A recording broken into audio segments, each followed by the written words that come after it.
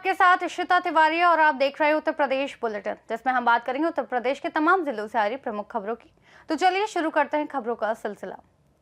अम्बेडकर नगर में एसआईआर को लेकर प्रशासन सतर्क नजर आ रहा है। जिलाधिकारी अनुपम शुक्ला ने देर रात तक तहसीलों में पहुंचकर एसआईआर को लेकर गहनता से जांच पड़ताल और मातहतों को निर्देश दिए। जिलाधिकारी ने आलापुर तहसील पहुंचकर एसआईआर को लेकर समीक्षा बैठक की। उन्होंने बताया कि एसआईआर की प्रक्रिया में सरकारी मशीनरी लगाई जा रही है। कुल 18 लाख फॉर्म वितरित किए गए हैं, जिनमें से 3% एसआईआर को डिजिटलाइज किया जा चुका है। लगभग 3.5 लाख फॉर्म को कलेक्ट भी किया गया है। ये प्रक्रिया 30 नवंबर तक चलेगी। अम्बेडकर नगर से सीनियर संवाददाता अजय कुमार उपाध्याय की रिपोर्ट। आगे बात होगी बलिया की, जहां समाजवादी पार्टी के राष्ट्रीय सचिव अवलेश सिंह ने बिहार चुनाव में इंडिया गठबंधन की हार को लेकर बीजेपी और चुनाव आयोग पर गंभीर आरोप लगाया है।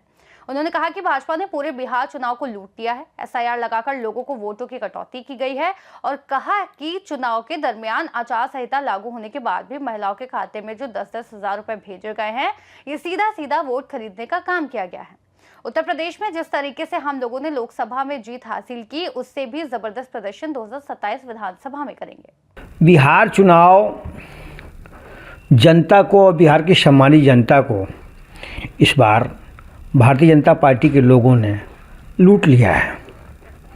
देखा जाए तो आम जनमत जिस तरह से चल रहा था, जो एसआईआर लगा के आम जनमानस में लोगों का वोट की कटौती की गई और बहुत कम समय में जो इस तरह की प्लानिंग की गई, और जो चुनाव के दरमियान आचार संहिता लगने के बाद पहली बार ये देखने को मिल रहा है कि इस बार जब से भाजपा की सरकार आई है, मध्य प्रदेश में भी आचार संहिता लगने के बाद पैसा इन्होंने बांटा, महाराष्ट्र में भी पैसा आचार संहिता लगने के बाद बांटा, हरियाणा में भी यही काम किया और बिहार में उसके 10 गुना जो आम महिलाओं के खाते में आचार संहिता लगने के बाद 10-10 हज़ार रुपये खाते में पैसा भेजना, आचार संहिता दिवाली के टाइम पे, होली के टाइम पे, तो आम भारतीय जनता पार्टी के लोगों ने वोट खरीदा है। तो बड़ी खुशी की बात है ये।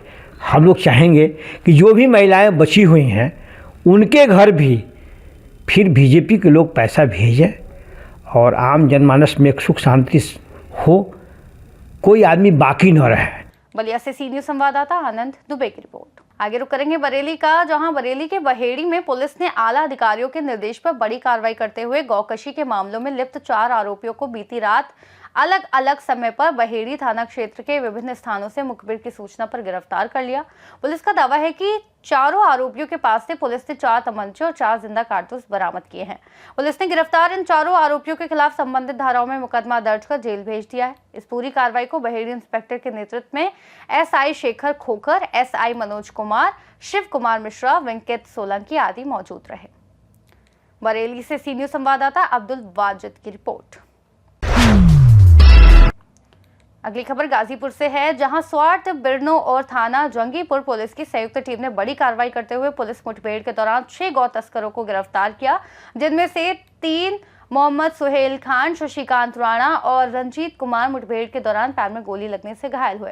वहीं पुलिस ने युवराज कुमार, अजीत यादव और सर्वेश यादव को भी गिरफ्तार किया। आरोपियों के कब्जे से 3 देसी तमंचे, 3 खोखे कारतूस, 2 जिंदा कारतूस, 1 पिकअप वाहन में लदे 6 गौवंश और 1 स्कॉर्पियो वाहन बरामद किए। सभी आरोपियों को संबंधित धाराओं में जेल भेज दिया गया है, जबकि घायल तस्करों को प्राथमिक उपचार के लिए नजदीकी स्वास्थ्य केंद्र में भर्ती कराया गया है। देखिए, अवगत कराना है कि आज दिनांक 18 नवंबर 2025 को एसओ बिन्नो प्रतिदिन की भांति अपने क्षेत्र में भ्रमणशील थे, गश्त कर रहे थे तथा जो संदिग्ध वाहन है और व्यक्ति हैं उनकी चेकिंग कर रहे थे। वो मच्छर टाली के करीब थे कि उनको एक संदिग्ध स्कॉर्पियो और पिकअप जो है आती हुई दिखाई दी।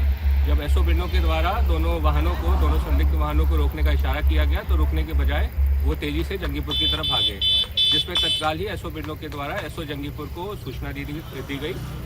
एसओ जंगीपुर एसओजी टीम के साथ उस समय रसूलपुर बेलवा पे चेकिंग कर रहे थे। जब उनको सूचना प्राप्त हुई तो उन्होंने तत्काल डीसीआर को कंट्रोल रूम को जरिए दूरभाष सूचित किया तथा जो जंगीपुर की तरफ जो संदिग्ध वाहन जा रहे थे उनकी तरफ मूवमेंट करना चालू किया। गाजीपुर से सीनियर संवाददाता रामू चौरसिया की रिपोर्ट। अगली खबर झांसी से है, जहां वीरांगना महारानी लक्ष्मीबाई की जयंती पर आयोजित कार्यक्रम में शामिल होने आई उत्तर प्रदेश महिला आयोग की उपाध्यक्ष अपर्णा यादव ने बिहार चुनाव परिणामों पर प्रतिक्रिया देते हुए कहा कि जिस तरह महागठबंधन की हवा बिहार में निकली है, उसी तरह आगामी पश्चिम बंगाल विधानसभा चुनाव में भी निकलेगी। उन्होंने कहा कि युवाओं को रोजगार और महिलाओं को विकास देने के लिए चली भाजपा की आंधी अब पूरे देश में असर दिखा रही है। कार्यक्रम के दौरान अपर्णा यादव ने जिला कारागार का निरीक्षण भी किया और बताया कि पिछली बार पाई गई कमियों को दूर कर दिया गया है तथा सभी महिला कैदी सुविधाओं से संतुष्ट और स्वस्थ हैं। एनडीए की जीत लोगों के जो वोट करने पर है उसकी वजह से हुई है और आदरणीय प्रधानमंत्री श्री नरेंद्र मोदी जी का जो मूल मंत्र है सबका साथ सबका विकास, इसकी वजह से हुई है। जिस तरह से हमारी पार्टी ने लगातार दिन रात लोगों के काम करे हैं, लोगों के बीच में हम रहे हैं, उसकी वजह से यह जीत सुनिश्चित हुई है। ये दुर्भाग्यपूर्ण है कि किसी के परिवार में लड़ाई हो और किसी के परिवार में इस तरीके की घटनाक्रम जो हुआ है और जिस तरह से उनकी बेटी ने जो अपना दर्द बयान किया है मीडिया के सामने और जो ट्विटर के माध्यम से इत्यादि, वो बहुत दुखद है। इस तरीके की घटनाएं जो हुई हैं ये बहुत ही शर्मसार कर देने वाली हैं और वो एक महिला हैं, मैं उनका बड़ा सम्मान करती हूँ। इस तरीके की घटना किसी भी महिला, किसी की पार्टी, किसी के परिवार के साथ होती है तो ये बड़ी आपत्तिजनक है, समाज के लिए बहुत खराब बात है और इतने बड़े परिवारों में हो रही है, ये भी एक जो है सोचने का विचार है। बड़ा फैसला आया,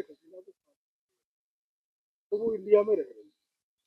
देखिए, रेफ्यूजी स्टेटस है अभी शेख हसीना जी का हमारी कंट्री में और वो एक जो है बहुत इम्पोर्टेंट उन्होंने अपना पदभार संभाला है।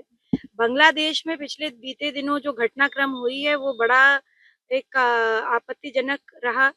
जिस तरह से वहाँ पर लूट खसूट हुई, जिस तरह से वहाँ पर एक तरीके का इरैटिक स्टेटस रहा, गवर्नमेंट बहाल रही और किसी तरीके का कोई रूल ऑफ लॉ नहीं रहा, तो मुझे लगता है कि उनके इस फैसले को क्यों ये किया गया है, इस पे भी जो है विचार करने का विषय है और मैं चाहूंगी कि हमारे राष्ट्र के साथ साथ संयुक्त राष्ट्र भी इस पे जो है देखे और पैरवी करे। Bureau report Jhansi. Uttar Pradesh bulletin में फिलहाल के लिए इतना ही। देश और दुनिया की तमाम अहम जानकारियों के लिए आप देखते रहिए सी न्यूज़ भारत।